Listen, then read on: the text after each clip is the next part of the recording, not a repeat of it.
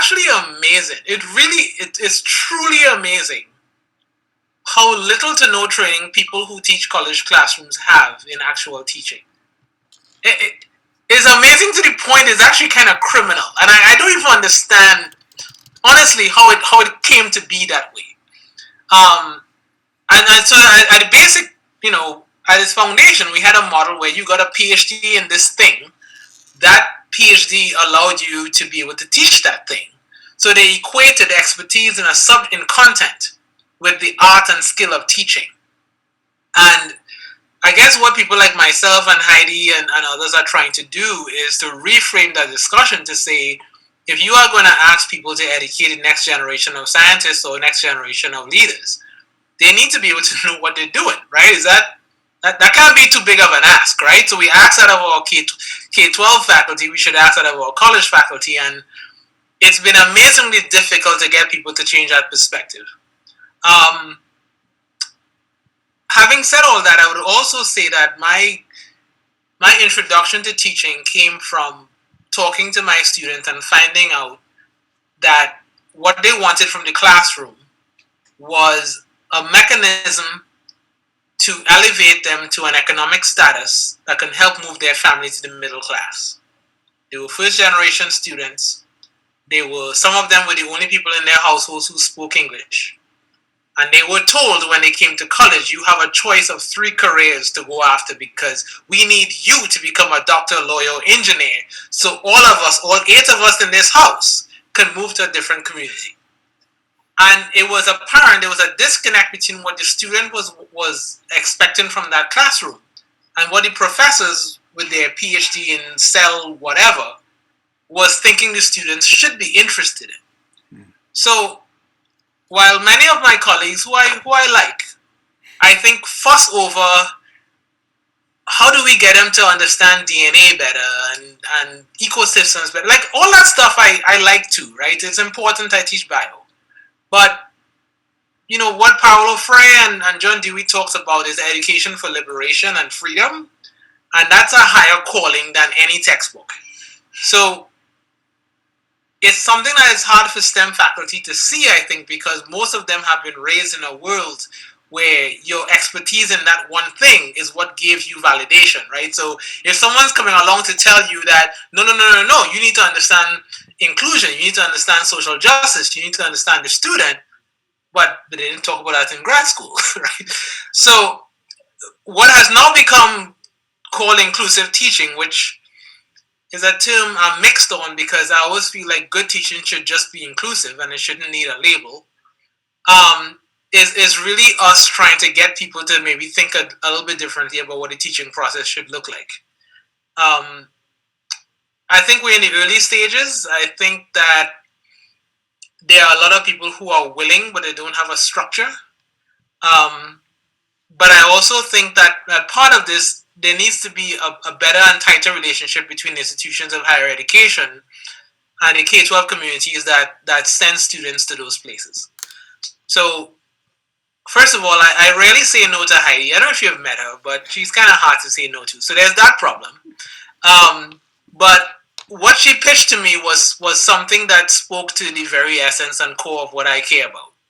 So I'll stop there and there'll be plenty of questions. But it's just great to meet you all. I really, really, really hope to see you in person at some point. I gotta be honest, man. This shit's getting old. This pandemic stuff. I mean, okay, March, April, okay, we get it. You have to make a list. Okay, now it's just like, what's going on right now? Half my state is home, half is in school.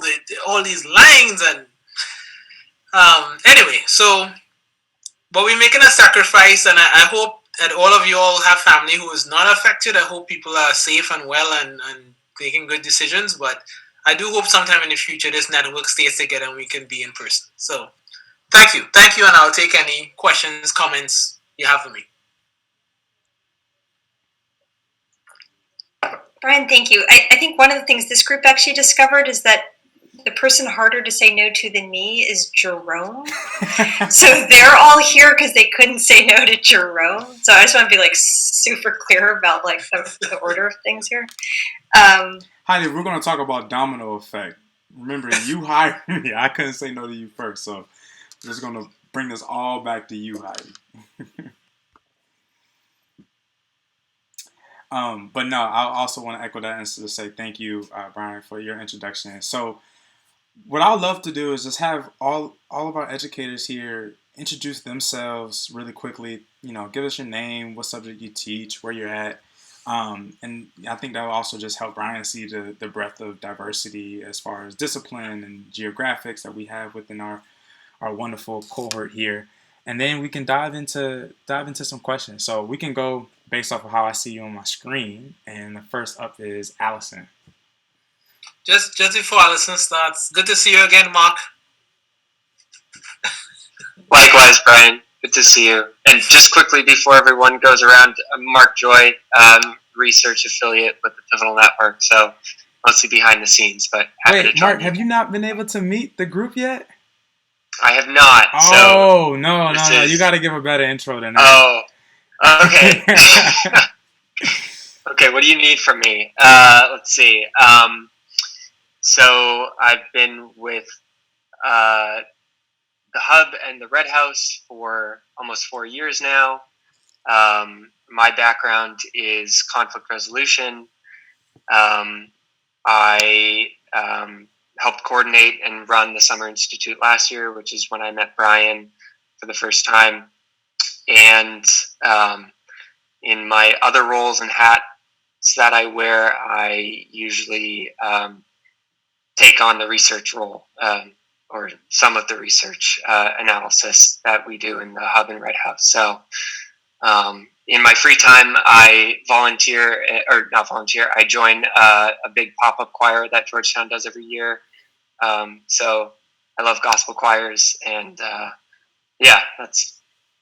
leave it there. But it's good to meet everyone, and I'm excited to be here. And Mark has been an instrumental role in analyzing all of the surveys, the transcriptions from your interviews, and helping us make sense of all of that data, so that we can make some more informed decisions going into the fall. So he is a big player behind the scenes, and I'm glad he's joining us today.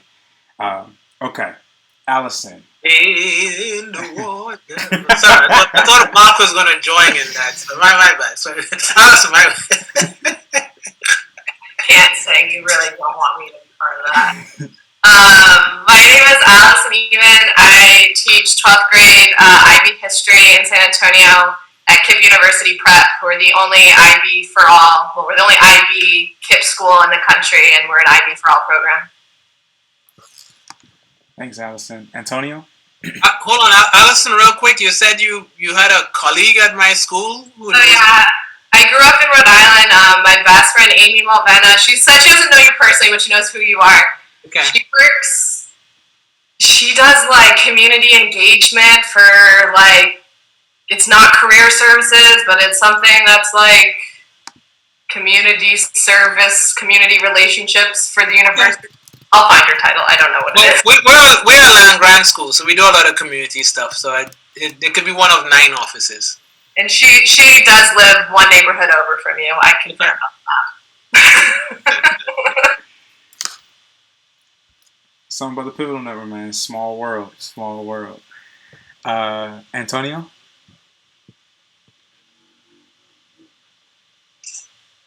Hi, Antonio Gamboa from Los Angeles, essentially in Los Angeles area. I teach science in a mostly Hispanic school, and I've taught pretty much every science there is.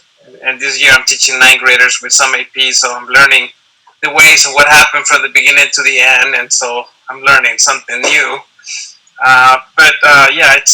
It's been a pleasure to be part of this group, and my interest is a lot into innovation and advancement of students that go into engineering careers and science. So that's essentially, I liked what I heard from you, and it sounds really interesting. So I guess I'm going to go look for some of your publications. Awesome. Carl? Carl Ribson. Live in Leadville, Colorado, and teach there at a small school. It's an old mining town that's become a bedroom community for the ski resorts around there. And I would say we have a pretty high Hispanic population, about 70%. And my favorite new class that I'm teaching is newcomer math, where I get to practice my Spanish and you work with the kids who are just arrived in the country and see if we can help them get them ready for the real math classes that we teach. Incredible. Gavin? I'm Gavin. I'm in San Diego. I teach AP US History in Chula Vista, which is about 6 miles from the border. I guess we're about 85% Hispanic. Yeah. Awesome. Bryan? Brian McKenzie. I teach in Newark, New Jersey. I teach math. I've taught all of the maths over the course of my career, except for Algebra 2. This year I teach pre-calculus, calculus AB, and calculus BC. Yeah. And Ryan? Hi, I'm Ryan. I teach history at Cristo Rey High School in New York City. It's my 9th year. We're an all non-white school, about 70% Hispanic and 25% Black, and 5% a mix. And yeah, happy to be here. Sorry for cooking dinner while this is happening. It's all good. We just wish we could have some, Ryan. Next time you got to cook for all of us. Liz? Hi, I'm Liz Gilvet. I teach AP language and then a mix of senior English classes at a rural high school in central Maine. So. Kate? Hi, I'm Kate Miller, and I teach in Des Moines, Iowa. I teach at the Magnet School, but our district is about 70% to 80%, kind of depends on the year, free and reduced lunch. So we really have worked hard to try to encompass a lot of things you talk about, so I'm really excited to learn more.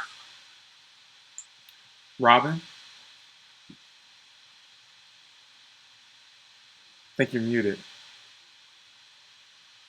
Robin, I think you're, there you are. Hi, I'm unmuted now. Hi, Brian. I keep saying this every time we talk. I'm the outlier here because I'm retired. But in a 40-year career in ELA, I think I've taught just about everything except creative writing. I also have a former student who's an FIU grad, but I think he was a little after you because he ended up getting he did undergrad and master's there, and he got his master's in 2013. Yeah, well, I got my PhD in 2014. Oh, okay. His name is Danny Anzueto, and he was in public, administration. Yeah, I mean, it was a 60,000 student campus, but I would love to say. Yeah. Awesome. The circle gets smaller. Anne? Sort of afraid of what my dog's going to do. Hi, I'm Ann Severson. I'm at Excel High School in Boston, so just up the road. I taught English there for many years, and now I'm the transformation coach.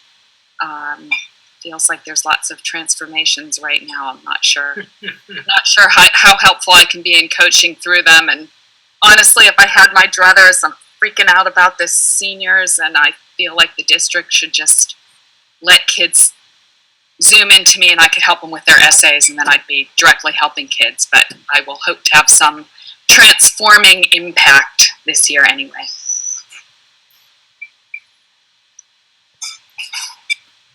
Thanks, Anne. Emily? Hi, my name is Emily Byrne. I teach at a Cristo Rey School in Minneapolis, Minnesota, U.S. History, and I've been at my school for 14 years now. Thanks, Emily.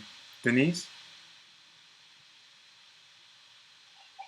Hi, I'm Denise Foster. I live in Dallas, Texas, and I teach AP Literature at the Science and Engineering Magnet here. And I just found out that instead of having a double block section of freshmen, that I will have 2 sections of advisory for, so yay, we're going to have advisory this year. I'll be working with sophomores and juniors to hopefully get them ready to apply to college. So I'm so happy to see all your faces. Happy to see you too, Denise. Caitlin? Hi, I'm Caitlin Jeanette. I teach in Lawrence, Massachusetts, and I teach primarily 11th grade biology. And TK? Hey, good to see everyone again. My name is Takeru, and I also go by TK. I'm a high school English teacher in New Bedford, Massachusetts, and I'm also the state's Teacher of the Year. Yeah, wear it with honor. And that's actually something we'll talk about it, but we want to get more of your accolades onto our website as well. So that's to come as well. And Brian, I don't know if you know Noah or if you and Noah got to connect at the Summer Institute, but we want to allow space for Noah and Michael to introduce themselves as well. You can go ahead, Michael. Okay. Thank you, Professor Martin. I say that he does not go by Professor Martin. I'm just in a course that he's co-teaching right now, along with Randy Bass, who leads the Red House along with Heidi. And I started working with the Pivotal Network 6 months ago, actually, which happened just kind of attending a dinner event at the Red House, and then got into contact with Jerome, and it's been such a fun time ever since. So great to be here. Oh, I'm a student, by the way. Yeah, I do not teach anything. I'm Noah. I quite definitively don't go by Professor Martin, but really excited to meet you. I got looped in, couldn't say no to Heidi or Jerome or Alexa or anybody else who's part of the Pivotal Network team, and got looped in to do some design work with everybody. Well, thanks you all for introducing yourselves. Really appreciate it. And so right now we got about like 30 minutes or so to just chop it up. I don't know if any of you had any particular questions, or even Brian, if you had questions for the team, but really just want to open up the floor for us just to engage in some dialogue around the work that Brian does, and how do you see that coming into fold, either for your work individually or maybe even ideas that we can implement with the Pivotal Network and what we're doing. So.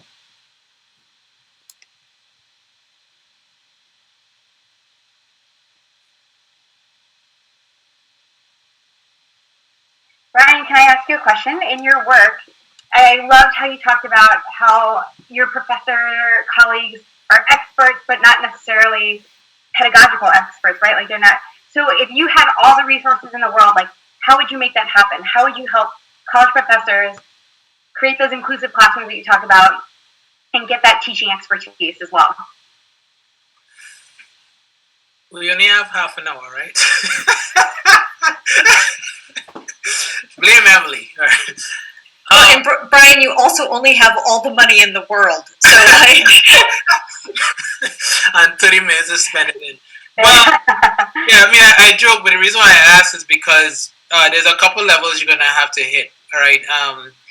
If you speak to me on certain days, Emily, I would say I would honestly get a bottle of kerosene and matches, and start the whole thing from scratch.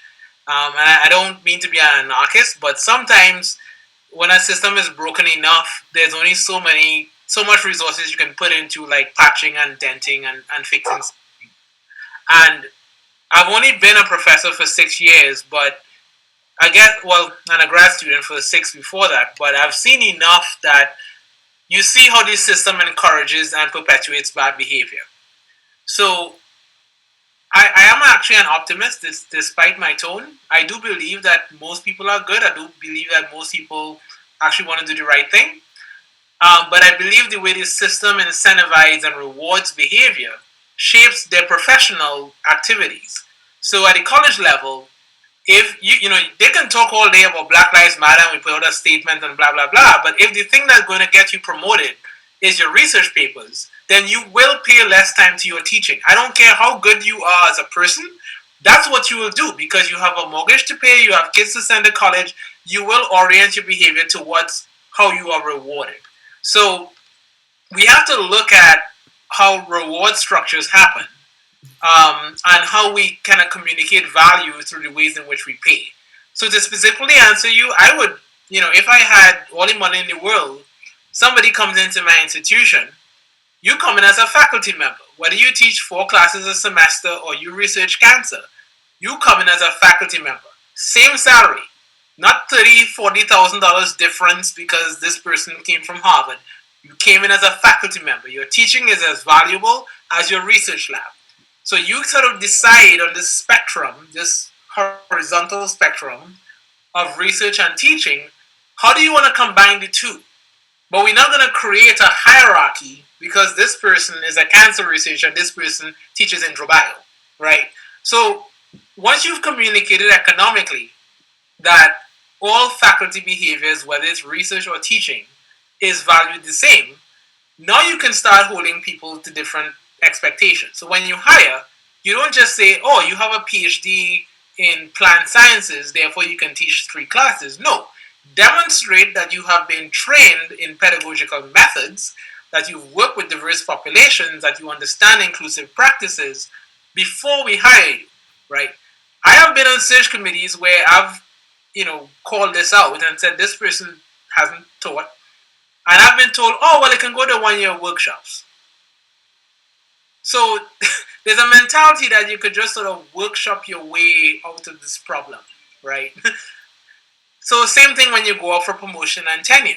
If there isn't a valid, credible rubric to evaluate good teaching, then anybody can write, my kids liked what I did, right? But knowing that the thing that will allow them to get promoted is the other parts of their professional portfolio, then they don't really have to care to actually do a better job in the classroom. So I guess, Emily, I'm torn. I don't know if I would take all your money and just build a whole new institution, or if I would take maybe some institutions that are trying and are making some headway, and perhaps I would just revamp a good 20% of it, show some product from it, and then try to scale that product to the rest of the campus, right? That would be the question. I would just close by saying, I think it was Caitlin who says she's in Lawrence, Mass, right? A good colleague of mine, friend and colleague of mine from MIT, Christine Ortiz, started a campus in Lawrence called Station 1. So right now it's a summer program, but the way she designed it is the students who apply to the program, they design the campus, they design the curriculum, they design the space in the room. So she's actually trying to do that. She's trying to build a campus from scratch. And she works in Lawrence, Mass, in particular because of its history, its economics, and I'm sure Caitlin could tell us more about that. But she's trying to do inclusion from the ground up. And I just really admire what she's trying to do because it's not easy.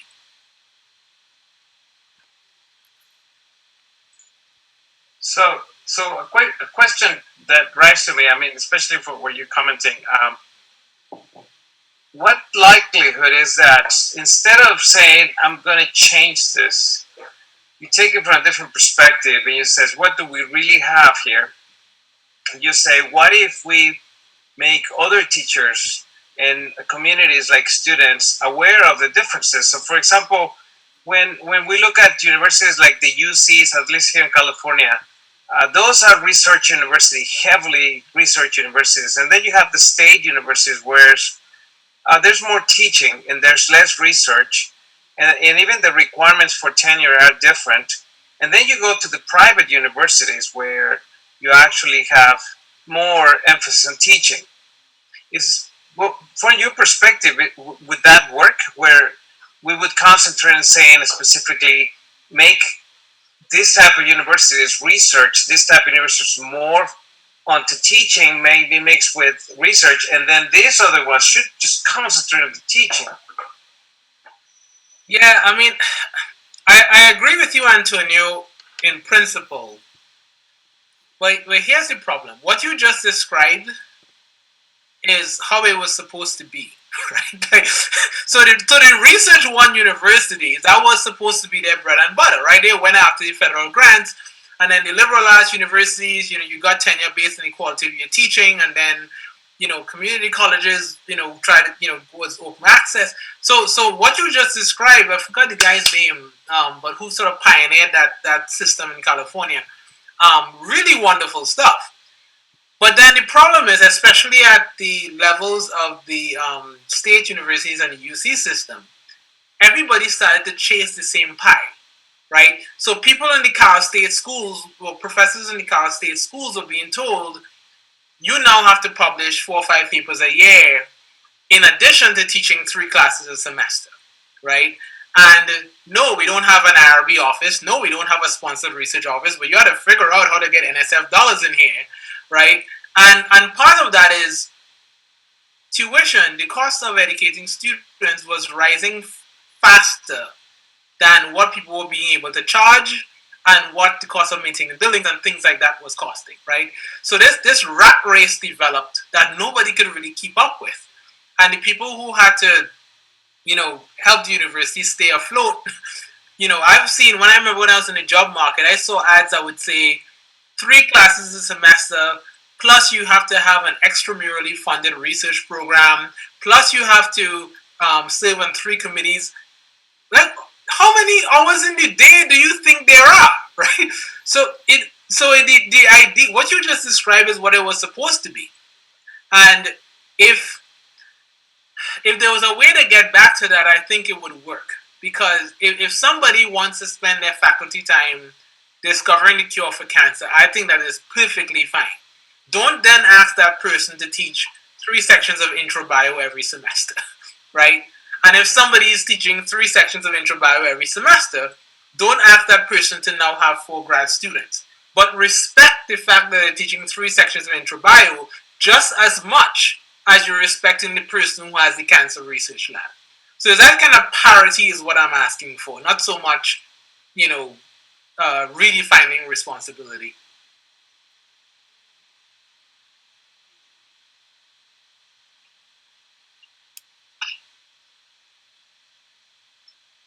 I don't know that this is a question so much as like a kind of on that train of thought observation. I think for a lot of my students, I think some of the smaller liberal arts colleges would actually be the best fit for them.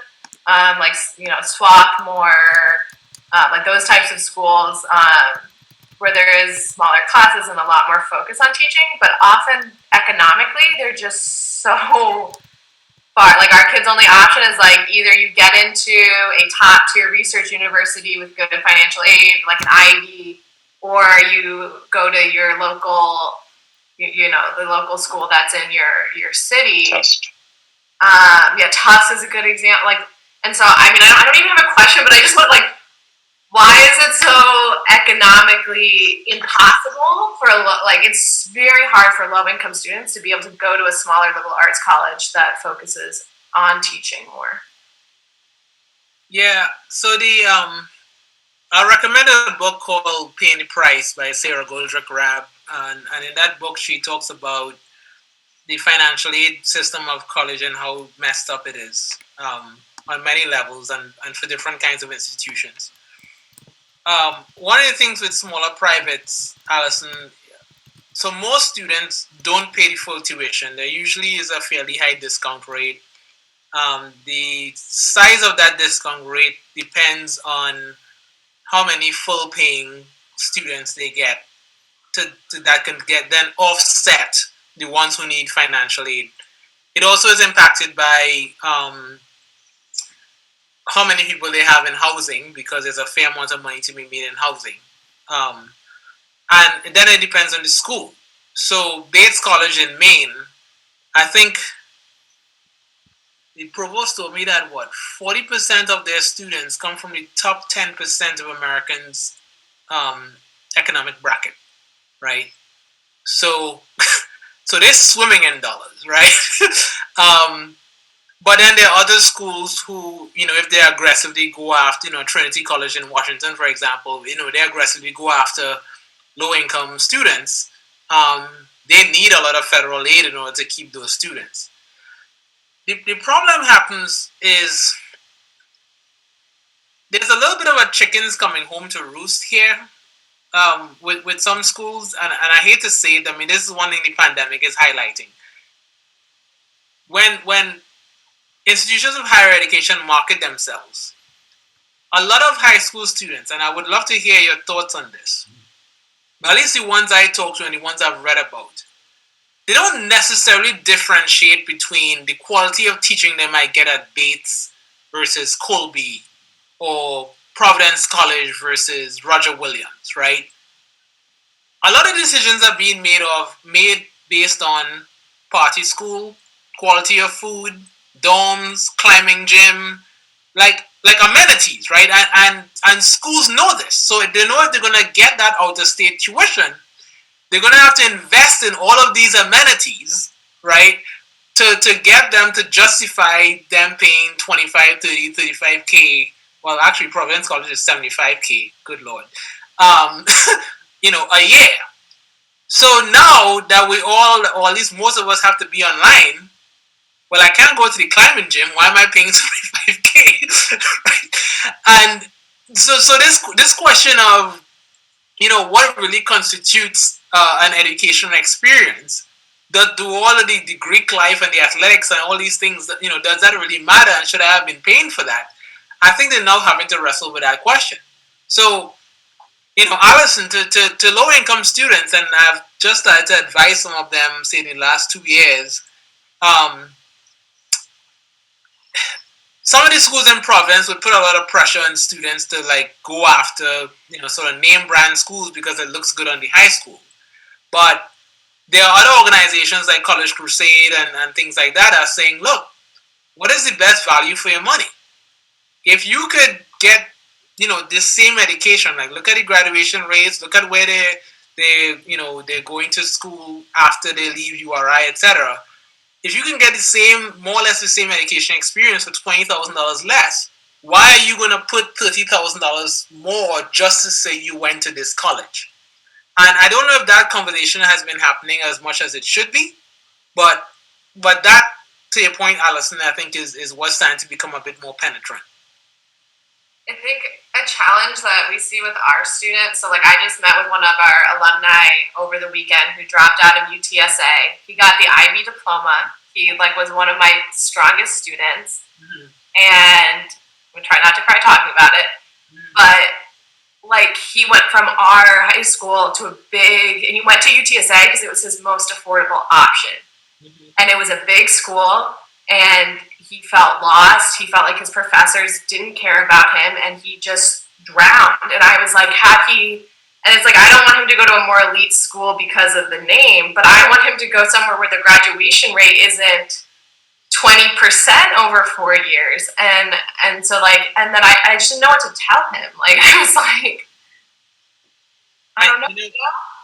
Allison, thanks for sharing that, because honestly, it's stories like what you just shared is why not only I'm doing the job I'm doing, but why I'm in the school I am in. I'm in a public school. I'm in a land grant school, right? I'm in a school like UTSA that's large, that gets everybody from New England. It's not open enrollment, but it's a very pretty differential preparation crowd. It's decently diverse, but if you are Black or Hispanic, you are a minority at my campus.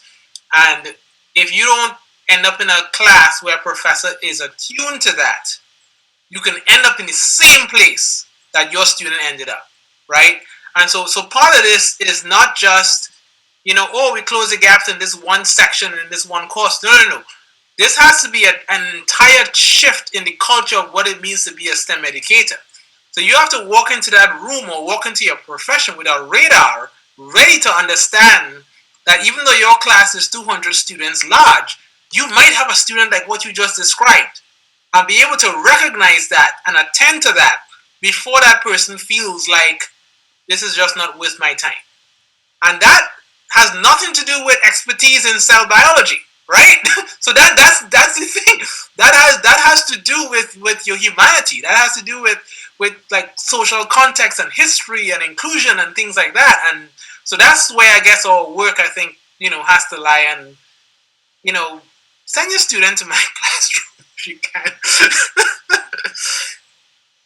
But if I may add, because you asked, you want to hear back from us, please, of this circumstance. I would say that from the perspective of us teachers, perhaps some of you, might see this or not, but I think that as a high school comes as a student from low income, there is a value that they place, not so much in the education that they're going to obtain. They probably are not thinking that way. They're thinking about what is the name of the school that is going to give me a better job. And so that gives so much value to the name of the school that they have difficulty finding other schools because they don't see the value of how I'm going to get educated better in one place or another. Yeah, and perhaps Antonio. All right, let me say that a different way. At least in Rhode Island, where I do most of my kind of high school institutions of higher ed work, there's a disconnect between how people on my campus talk about how high school students view college to how I hear guidance counselors who actually talk and advise the students in the school talk about accessing college. And I think there could be a more data-driven conversation on that.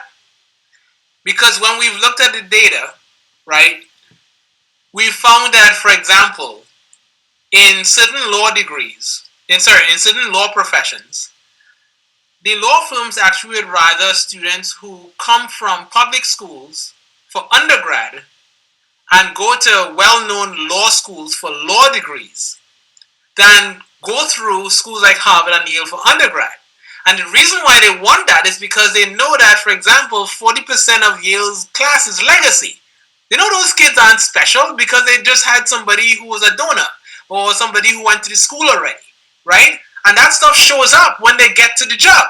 So all of these little things aren't pieces of information that get filtered back down to the guidance counselor level. And I think people, perhaps like myself, who do look at that data and who have those conversations, could do a better job of saying, look, man, you don't have to run after UC Berkeley. No, I'm not saying you're not good enough to get there. But let's just look at the full breadth.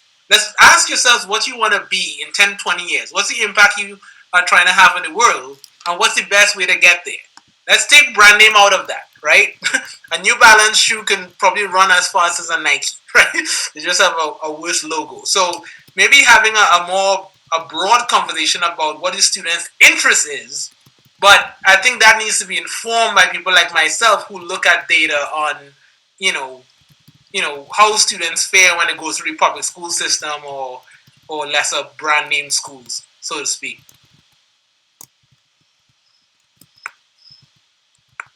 I have a question. You mentioned your wife comes from the K through 12 setting here in the university.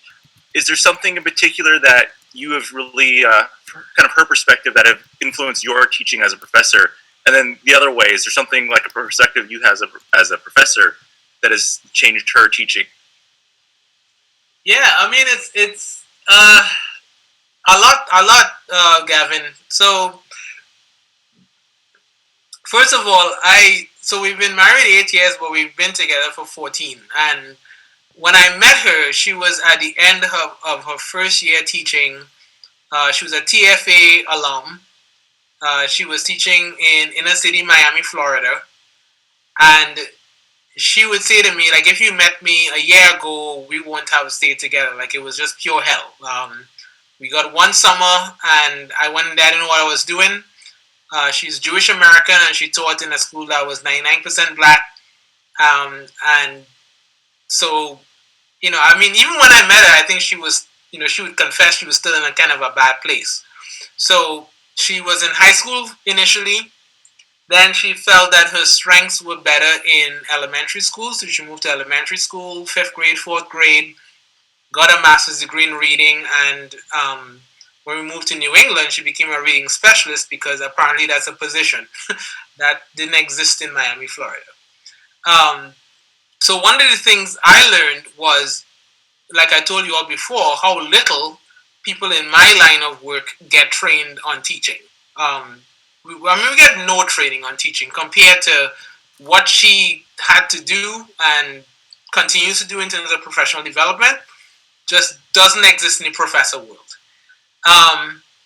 But, vice versa, she's in a field, especially the elementary level, where most of her colleagues, and by most I mean upwards of 90%, are white female.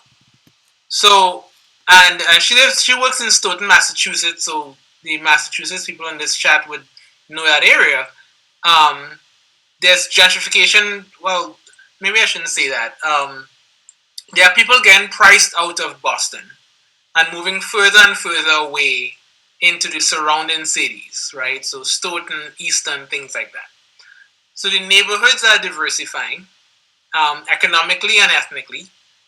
And I'll put it kindly that maybe administration doesn't always know how to respond to that in a appropriate way.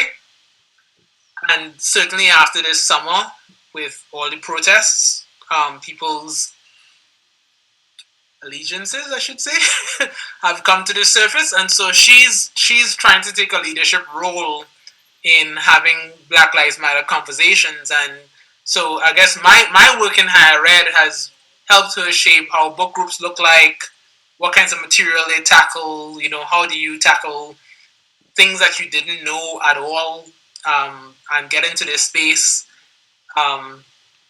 So yeah, I mean, we have a lot of conversations about education, but it's two different spaces, and I think we influence each other in that way. I'd sort of like to build on what Gavin brought up, and I think Emily brought it up earlier in the conversation. Just this idea of partnership, or I think you addressed looking at the education from K all the way to 12 and how we really need to help each other. I found as a teacher of older kids, seniors and juniors, that often I would get great ideas from people who taught students who were younger, that they had to be really more mindful and intentional, and had a lot to teach me. And I'm wondering if in a space where high school teachers and college instructors had opportunity to meet together and talk to each other, what do you think would be some good topics to discuss? High school teachers and college instructors getting together. Yeah. Well, the first thing I would say to you, Anne, is before they get together, I would have somebody have a talk with the college instructors and tell them that when you go, you are there to listen. You are not there to tell them how this is supposed to work. You're not there to tell them how to teach. If anything, you should be hoping they're willing to tell you how to teach. One of the struggles that we've had in Providence with some of the partnerships is there's been a bit of a condescension towards high school teachers, and so once that condescension is sensed, people just lock off, as well as I would too if I was in that situation. So I would preface that conversation with telling the instructors that we are all faculty members in different contexts, and we are here to learn about how these contexts are different and how we can work with each other, not one person working for the other, right? The few times I have had the privilege to have that conversation, and we've talked about looking at, we like to call it like a K-16 curriculum, right? So we are a state school. I want to say about 30% of our students, maybe 40%, come from schools in Rhode Island. And it's amazing how many schools that send students to us are not aware at all of what is sort of expected at the college level of their students when they get there. And some of the conversations we've tried to have, and it's actually been going really, really well. So one thing we've done is we gathered the syllabi and exams of 10 science classes. And we had a conversation with 3 science departments at a high school in Providence. And they requested it. They requested the syllabi, and they wanted to redesign the entire science curriculum based on the kinds of assessments and learning outcomes that we had at the freshman and sophomore level, right? So that was a really, really meaningful conversation because, there were things like, we thought you really focused on this. And I was like, no. We just really want the basics of this other stuff. And if you just maybe focus on a bit more math, then that would help them understand osmosis better and things like that. So it was building this just clear pathway for if you do these learning outcomes at this level, then that would better ready, when you get to freshman year, you have the tools to do the kind of freshman things better.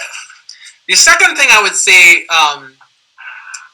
that was really beneficial is the social context of students. So Rhode Island is small. I don't know if you all been here, but it's small, but it's a weird small. It's a small, and people act like it's a continent.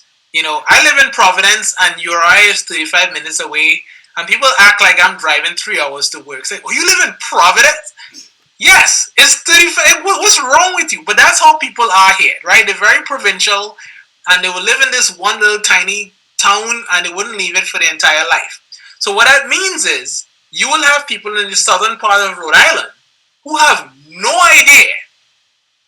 idea of what life is like in Providence.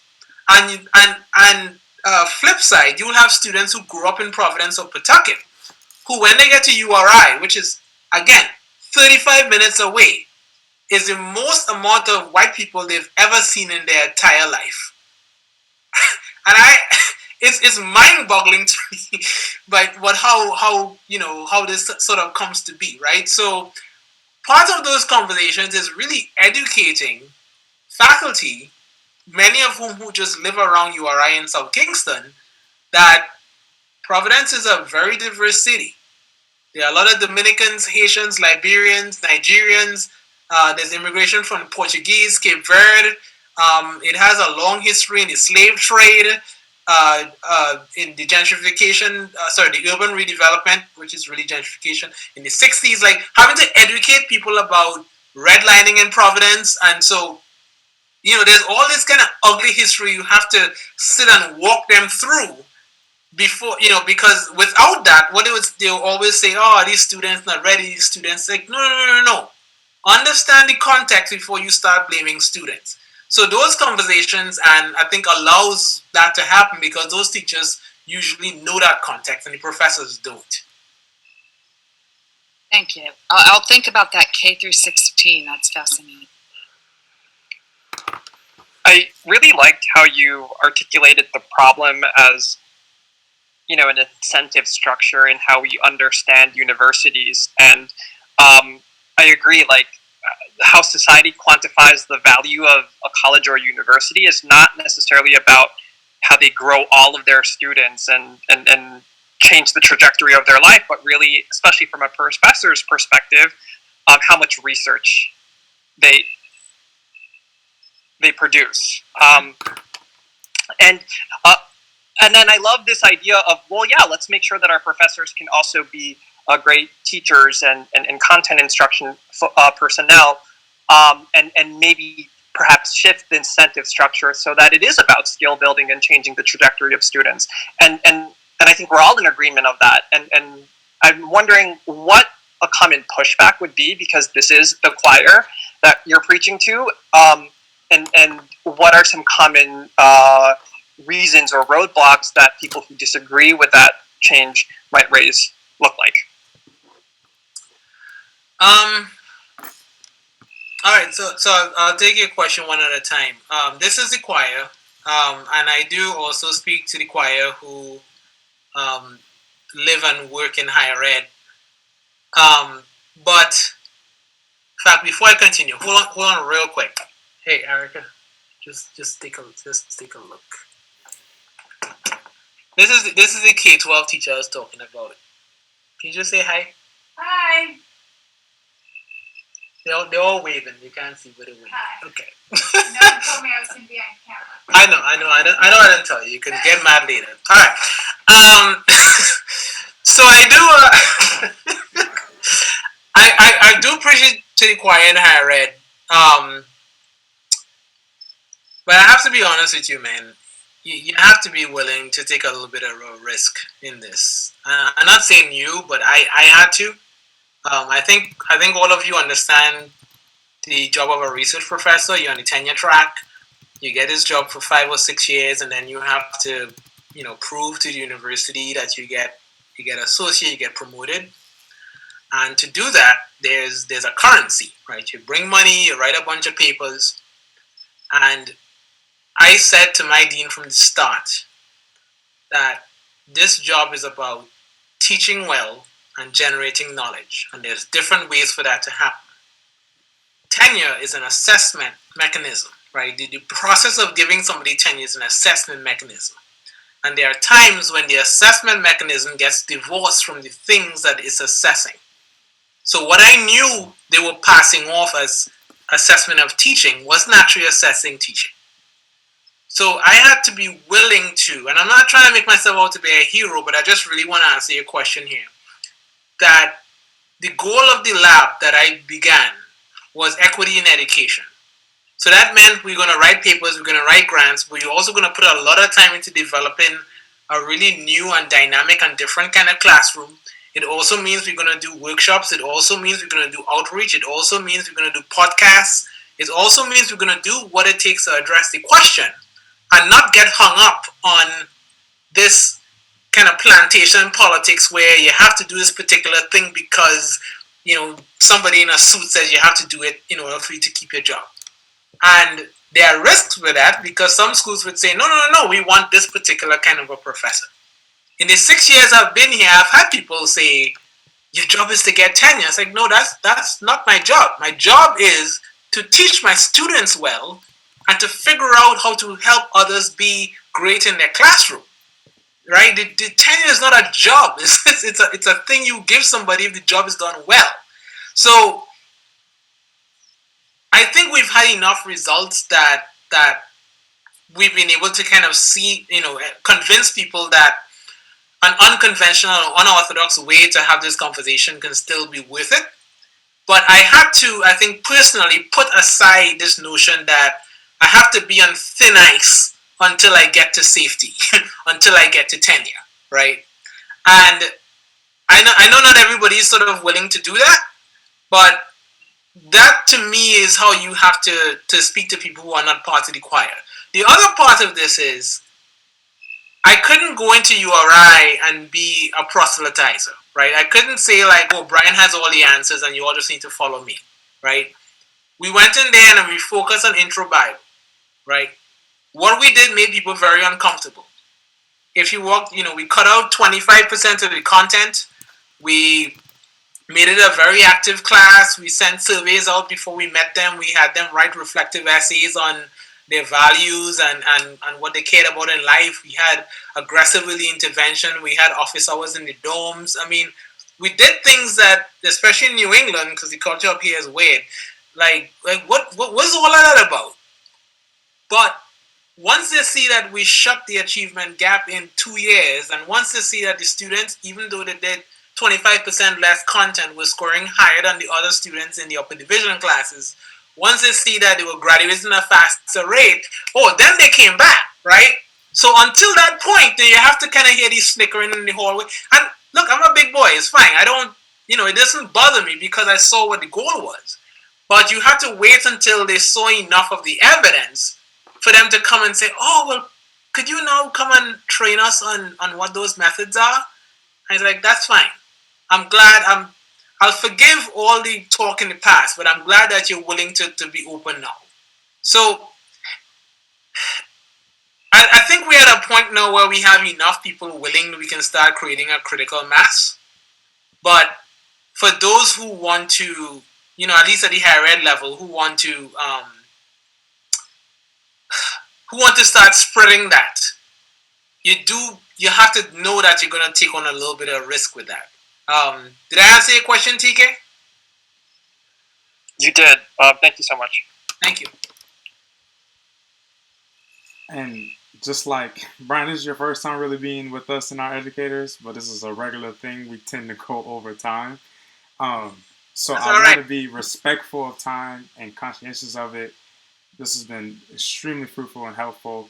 Bryan, I don't know if you have more time. If you want to ask more questions, you definitely can. But I also want to be respectful of everybody else who has to hop off, and we can call it short here as well. But I just wanted to bring that to light so no one feels bad for coming to a stop. But before we move forward, I just want to say on behalf of the Pivotal Network, thank you so much. I think this has been incredibly fruitful and helpful. And to the rest of our educators, this is the exact type of critical conversations that we anticipate having throughout the rest of the fall and throughout the rest of the school year with other very smart and wise people that we have connections to on our advisory board. So thank you, Bryan. I really do appreciate it. And I'm willing to stay if people are, but just wanted to be conscious of time right now. Well, real quick before people run, well, first of all, thank you for having me, and I really appreciate being here. There's a comment about U.S. News weekly rankings. There's a book called Weapons of Math Destruction, which there's a chapter, I want to say chapter 4, just ripped it apart, among other things. I mean, I was never believing it, but it really kind of showed it for what it was.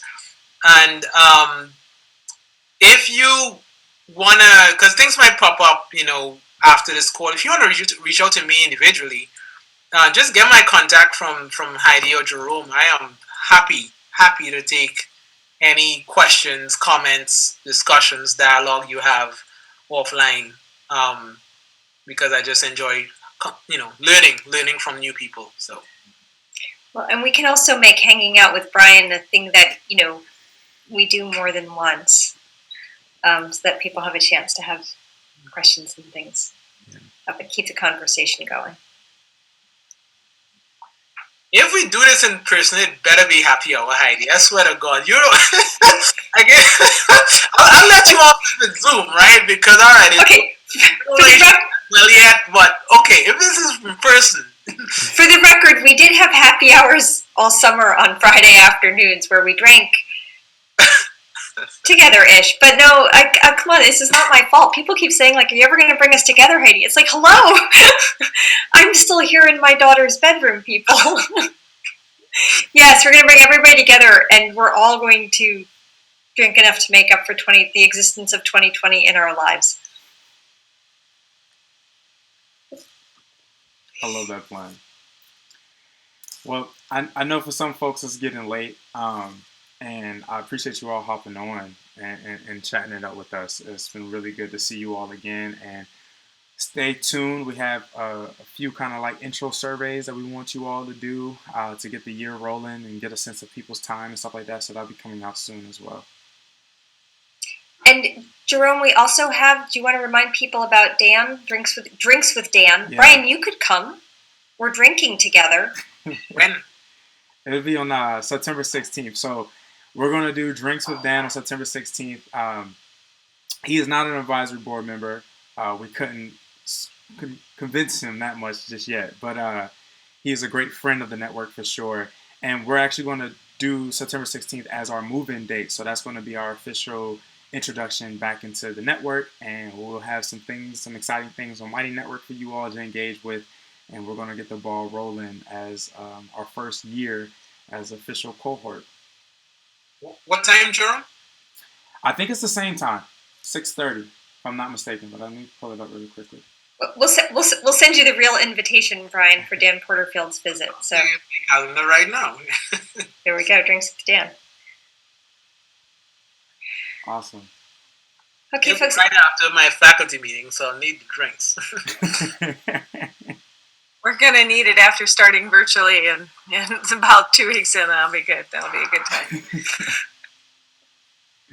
Great to meet everyone. It's nice to meet you.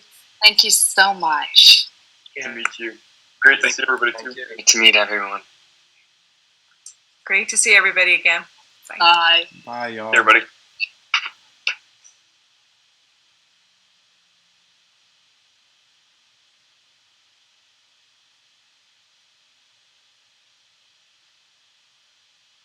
Hey, good to see you all. I was kind of late. Sorry about that. Hey, Rodrigo. That's all good. It's okay. Great. We're in the middle of life. I'm glad you could make it, Rodrigo. God, it was crazy. It's been crazy, but it's really great to see you guys. I'll see you on September 16th. Yay. We'll do that. We'll do that. See you. Take care.